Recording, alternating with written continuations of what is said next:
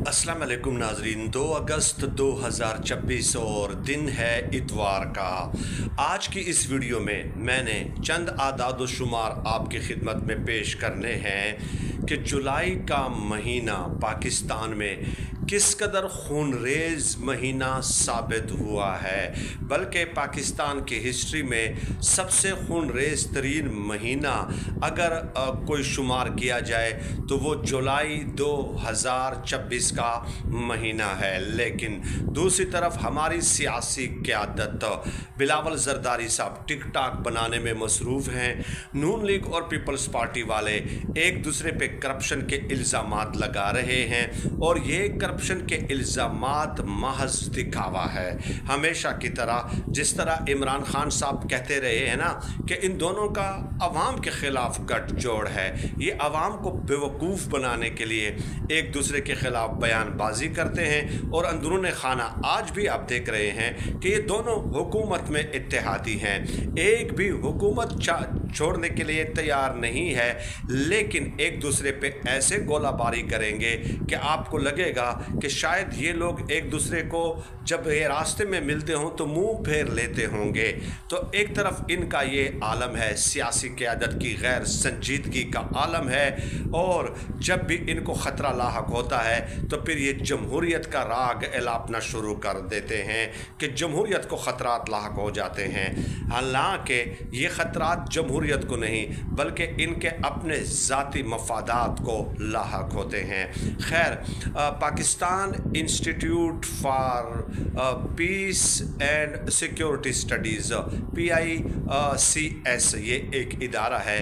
उन्होंने चंद आदाद शुमार दिए हैं और कहा है कि माह जुलाई में पाकिस्तान में दहशतगर्दी के हमलों में 606 अफराद शहीद हुए हैं। 606 अफराद, और ये जो 606 अफराद हैं इनका ताल्लुक सिक्योरिटी फोर्सेस के साथ है, चाहे आप फ़ौज के ले लें, FC के ले लें, रेंजर्स के ले लें, पुलिस के ले लें, ये तमाम तर सिक्योरिटी फोर्सेस उसमें शामिल हैं। और सिविलियन लोग यानी जो मिलिटेंट्स हैं उनकी तादाद अलग है, इन 606 के अलावा है। अगर हम वो भी साथ ऐड कर देते हैं तो वो भी फिर मैं आपको फिगर बता देता हूँ कि कितने जो है ना आर्म सिविलियन और सिक्योरिटी फोर्सेस की शहादतें हुई हैं और मिलिटेंट्स कितने मारे गए हैं। तो 606 लोगों का ये सबसे डेडलीस्ट मंथ जो है इसको कहा जा रहा है। और इसके अलावा इसी माह जुलाई में 112 सिक्योरिटी फोर्सेस के जो एहलकार हैं वो शहीद हुए हैं, जो कि जनवरी 2023 के बाद सबसे ज़्यादा तादाद है, सबसे ज़्यादा तादाद। और इस माह जुलाई में सिर्फ़ एक महीने में 8 के करीब जो है ख़ुदकुश हमले हुए हैं, जिनमें से 5 ख़ुदकुश हमले जो व्हीकल्स होते हैं, गाड़ियाँ होती हैं, उनको इस्तेमाल करके किए गए हैं। और ये जो PICS है इसके मुताबिक गुज़श्ता एक दहाई में एक ही महीने के अंदर ये 8 ख़ुदकुश हमले सबसे ज़्यादा हैं, यानी कि गुज़श्ता 10 सालों में सबसे ज़्यादा और सबसे बड़ी फ़िगर है। इसके अलावा ये जो अगवा होने वाले हैं, पहले ये फ़िगर जो थी 33 के करीब थी और अब ये जुलाई में 66 के करीब जो है लोग इसमें अगवा हुए हैं।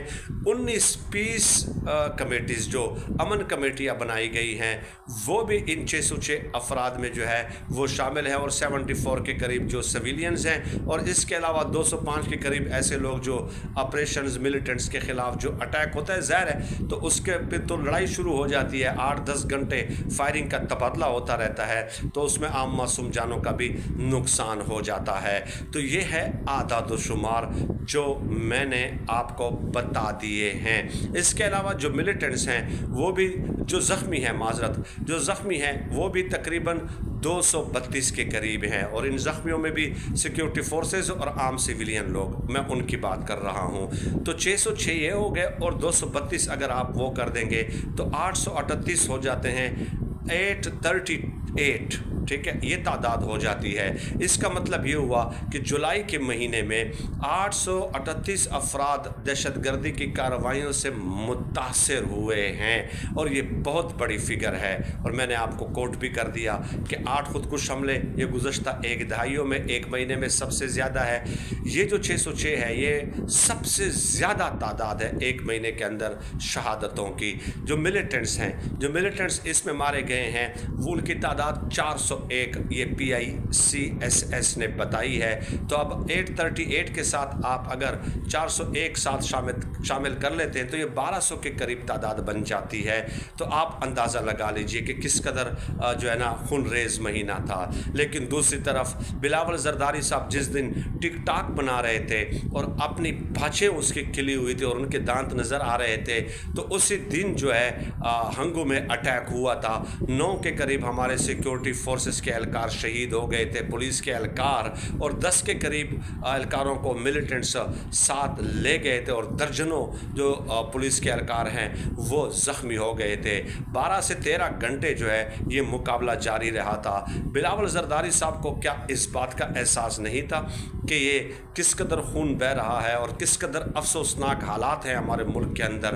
لیکن وہ ہنستے مسکراتے ہوئے ان کو اپنے جو ہے نا بھاچے کھلانے کا بہت زیادہ شوق تھا، اور یہ بتانے کا کہ جناب یہ فارم 47 کی حکومت ہے، یہ دھاندلی کے ذریعے آئی ہے، کشمیر میں یہ ہوا، کشمیر میں وہ ہوا۔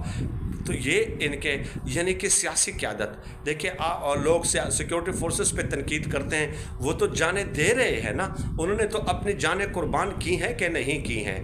اور اب آپ خود بتائیں کہ شمالی وزیرستان میں کتنا خوبصورت جوان جو ہے ایک میجر احسان الہی وہ شہید ہوا ہے، کتنا خوبصورت ینگ جوان بالکل، جن کا ایک فیوچر تھا، جن کی ایک فیملی تھی۔ لیکن یہ سیاسی قیادت پہ کوئی سوال نہیں اٹھاتا کہ آپ کیا کر رہے ہیں، آپ اس قدر غیر سنجیدہ ہیں۔ آپ پارلیمنٹ کا یہ بنیادی طور پہ کام ہوتا ہے کہ وہ اس کے اوپر ڈیبیٹ کرے نا، وہ ڈیبیٹ جنریٹ کرتے ہیں، وہ ڈیبیٹ جنریٹ کریں گے تو قوم اس کی طرف اٹینشن قوم کی ڈائیورٹ ہوگی اور وہ پوری موضوع بحث بنے گا۔ تو ان لوگوں نے کسی بھی فورم پہ کیا، آصف زرداری صاحب کہاں پہ ہے، شہباز شریف صاحب کہاں پہ مصروف ہیں، چیئرمین سینٹ کہاں پہ مصروف ہیں، بلاول زرداری معذرت مریم نواز کہاں پہ مصروف ہیں، سہیل آفریدی کہاں پہ مصروف ہیں؟ انہوں نے صوبائی اسمبلی میں کیا اس کے اوپر ڈیبیٹ کی ہے؟ ان کو ہم بری الذمہ قرار دے دیں کیونکہ وہ تحریک انصاف کے ساتھ ہیں، اس لیے ان کو بری الذمہ قرار دے دیں؟ اگر ایسا کیا جاتا ہے تو یہ سب سے بڑی صحافتی بددیانتی کے زمرے میں آئے گا۔ وہ آپ کو کہیں نظر آتے ہیں؟ بس کچھ 4-5 دنوں بعد زخمیوں کی عیادت کرنے کے لیے شفیع جان وغیرہ چلے جاتے ہیں اور جی آپریشن نہیں کرنے دیں گے، بس فلاں، بس ان کی ذمہ داری پوری ہو گئی، ان کی ذمہ داری پوری ہو گئی۔ آپ نے نہ کوئی ڈیبیٹ جنریٹ کی، نہ آپ کی کوئی سیریس نظر آئی۔ KP پولیس کے پاس وسائل انتہائی کم ہیں ان ملیٹنٹس کے مقابلے میں۔ یہ جو ہنگو پہ حملہ ہوا تھا اس میں باقاعدہ ملیٹنٹس نے کوارڈ کاپٹر اور ڈرونز استعمال کیے ہیں، یہ چیزیں ہمارے KP پولیس کے پاس نہیں ہیں۔ آپ کی سیریسنس کا عالم یہ ہے کہ آپ کو چاہیے کہ آپ بلائیں اعلیٰ پولیس اہلکاروں کو، اپنے وسائل جھونک دیں، ٹھیک ہے، اور اگر نہیں ہے تو قوم کو بتا دیں، تو ان کو فلی ایکوپڈ کریں جدید ماڈرن ٹیکنالوجی سے، ماڈرن ویپن سے، تو تب جا کے یہ بات بنے گی۔ تو سوال دیکھیے، اگر آپ نے منتخب کیا ہے ایک عوامی نمائندے کو، اس کو آپ نے ووٹ دیا ہے، تو آپ سوال ان سے پوچھیں گے، آپ ان سے یہ کہیں گے کہ آپ ہمارے نمائندے ہیں، میں نے آپ کو اپنی نمائندگی کے لیے چنا ہے۔ آپ کی اس قدر نان سیریسنس ہے کہ آپ اس پہ بات تک نہیں کرتے۔ صوبائی اسمبلیاں اور پارلیمنٹ اور قومی اسمبلی اور سینٹ ہوتے ہی اس بات کے لیے ہیں کہ جب اس قسم کی کرائسس سچویشن ملک میں ہوتی ہے تو اس کے اوپر ڈیبیٹ جنریٹ ہوتی ہے۔ لیکن اب ہمارے وہاں کیا چل رہا ہے، یہ جو نون لیگ پیپلز پارٹی والی وہی نورا کشتی کر رہے ہیں کہ جناب آپ نے کرپشن کی، وہ دوسرا کہتا ہے کہ آپ نے کرپشن کی ہے، دونوں نے مل کر کی ہے بھائی، دونوں۔ میں رانا ثناء اللہ صاحب کی اس بات کے ساتھ اتفاق کرتا ہوں کہ یہ نہیں ہو سکتا کہ پیپلز پارٹی جہاں پہ اچھے کام وفاقی حکومت کے ہے اس میں وہ کریڈٹ لے، لیکن جہاں پہ برے کام ہے تو اس میں وہ کہے کہ اس کی ذمہ دار نون لیگ ہے۔ نہیں، پیپلز پارٹی بھی ان برے کاموں میں ہمارے ساتھ شریک جرم ہے۔ یہ بات رانا ثناء اللہ کی 100% درست ہے اور میں اس کے ساتھ اتفاق کرتا ہوں۔